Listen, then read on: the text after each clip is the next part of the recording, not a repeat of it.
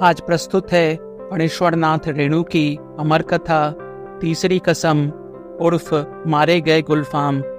राज कपूर की प्रसिद्ध फिल्म तीसरी कसम इसी कथा पे आधारित है। हीरामन गाड़ीवान की पीठ में गुदगुदी लगती है। पिछले 20 साल से गाड़ी हाँकता है हीरामन, बैलगाड़ी। सीमा के उस पार मोरंगराज नेपाल से धान और लकड़ी ढो चुका है। कंट्रोल के जमाने में चोर बाजारी का माल इस पार से उस पार पहुंचाया है, लेकिन कभी तो ऐसी गुदगुदी नहीं लगी पीठ में। कंट्रोल का जमाना, हीरामन कभी भूल सकता है उस जमाने को। एक बार 4 खेप सीमेंट और कपड़े की गांठों से बड़ी गाड़ी जोगबानी में विराटनगर पहुंचाने के बाद हीरामन का कलेजा पुख्ता हो गया था। और 20 का हर चोर व्यापारी उसको पक्का गाड़ीवान मानता था। उसके बैलों की बड़ाई बड़ी गद्दी के बड़े सेठ जी खुद करते अपनी भाषा में। गाड़ी पकड़ी गई 5वीं बार सीमा के इस पार तराई में।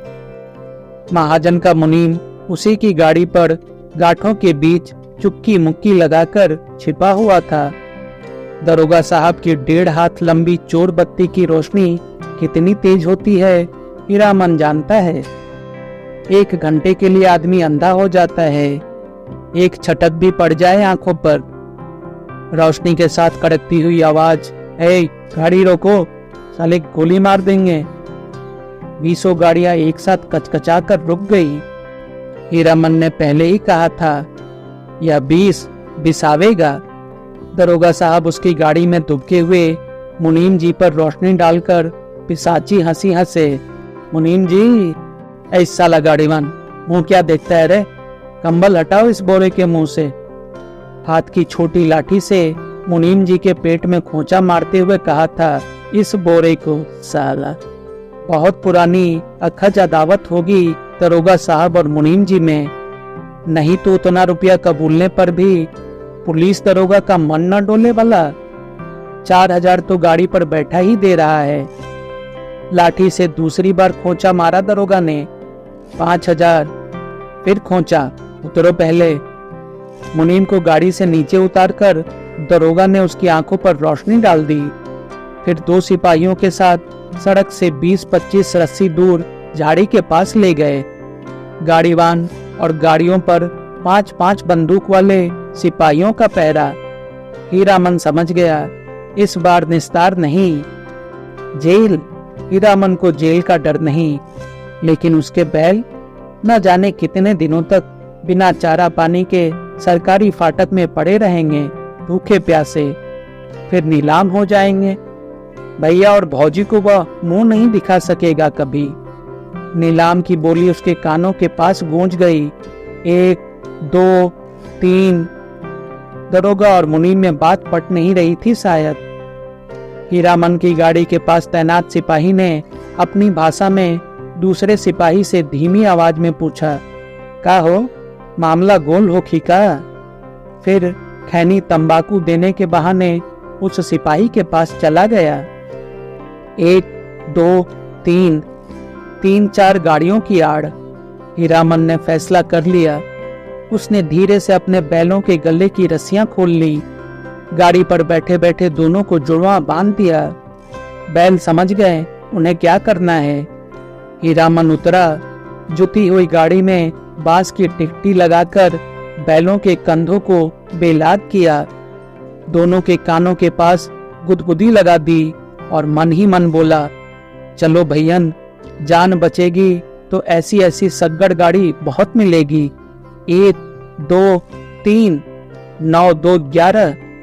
गाड़ियों की आड़ में सड़क के किनारे दूर तक घनी झाड़ी फैली हुई थी। दम साध कर तीनों प्राणियों ने झाड़ी को पार किया, बेखटक, बेआहट। फिर 1 ले, 2 ले, दुल्की चाल। दोनों बैल सीना तान कर फिर तराई के घने जंगलों में घुस गए। राह सूंघते नदी नाला पार करते हुए भागे पूंछ उठाकर। पीछे पीछे हीरामन।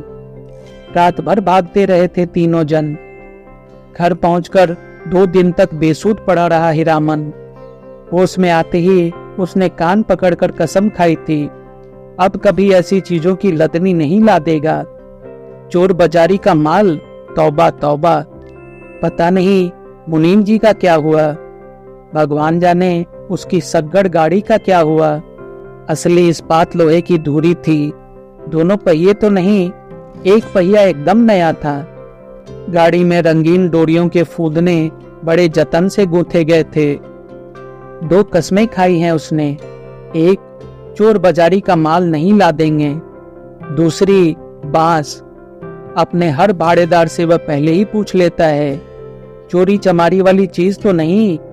और बांस लादने के लिए 50 रुपया भी दे कोई हीरामन की गाड़ी नहीं मिलेगी, दूसरे की गाड़ी देखो। बांस लदी हुई गाड़ी से 4 हाथ आगे बांस का अगुआ निकला रहता है और पीछे की ओर 4 हाथ पिछुआ। काबू के बाहर रहती है गाड़ी हमेशा।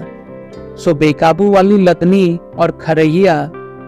शहर वाली बात, 30 पर बांस का अगुआ पकड़कर चलने वाला भाड़ेदार का महाभकुआ नौकर लड़की स्कूल की ओर देखने लगा। बस मोड़ पर घोड़ा गाड़ी से टक्कर हो गई। जब तक हीरामन बैलों की रस्सी खींचे तब तक घोड़ा गाड़ी की छतरी बांस के अगुआ में फंस गई। घोड़ा गाड़ी वाले ने तड़ातड़ चाबुक मारते हुए गाली दी थी। बांस की लदनी ही नहीं, हीरामन ने खरैया शहर की लदनी भी छोड़ दी। और जब फरबीसगंज से मोरंग का भाड़ा ढोना शुरू किया तो गाड़ी ही पार। कई वर्षों तक हीरामन ने बैलों को आधी दारी पर जोता, आधा भाड़ा गाड़ी वाले का और आधा बैल वाले का। गाड़ी वानी करो मुफ्त, आधी दारी की कमाई से बैलों के ही पेट नहीं भरते। पिछले साल ही उसने अपनी गाड़ी बनवाई है। देवी मैया भला करे उस सर्कस कंपनी के बाग का। पिछले साल इसी मेले में बाग गाड़ी को ढोने वाले दोनों घोड़े मर गए। चंपानगर से फरबीसगंज मेला आने के समय सर्कस कंपनी के मैनेजर ने गाड़ीवान पट्टी में ऐलान करके कहा, 100 रुपया भाड़ा मिलेगा। 1-2 गाड़ीवान राजी हुए, लेकिन उनके बैल बाग गाड़ी से 10 हाथ दूर ही डर से डिकरने लगे, रस्सी तुड़ाकर भागे। हीरामन ने अपने बैलों की पीठ सहलाते हुए कहा, देखो भैयन, ऐसा मौका फिर हाथ ना आएगा। यही है मौका अपनी गाड़ी बनवाने का, नहीं तो फिर आधेदारी। अरे पिजड़े में बंद बाघ का क्या डर, मोरंग की तड़ाई में दहाड़ते हुए बाघों को देख चुके हो, फिर पीठ पर मैं तो हूँ। गाड़ी वालों के दल में तालियां पटपटा उठी थी एक साथ। सभी की लाज रख ली हीरामन के बैलों ने। उमक कर आगे बढ़ गए और बाघ गाड़ी में जुट गए एक एक करके। सिर्फ दाहिने बैल ने जूतने के बाद ढेर सा पेशाब किया। हीरामन ने 2 दिन तक नाक से कपड़े की पट्टी नहीं खोली थी। बड़ी गद्दी के बड़े सेठ जी की तरह नक बंधन लगाए बिना बघाइन गंध बर्दाश्त नहीं कर सकता कोई। बाघ गाड़ी की गाड़ीवानी की है हीरामन ने, कभी ऐसी गुदगुदी नहीं लगी पीठ में।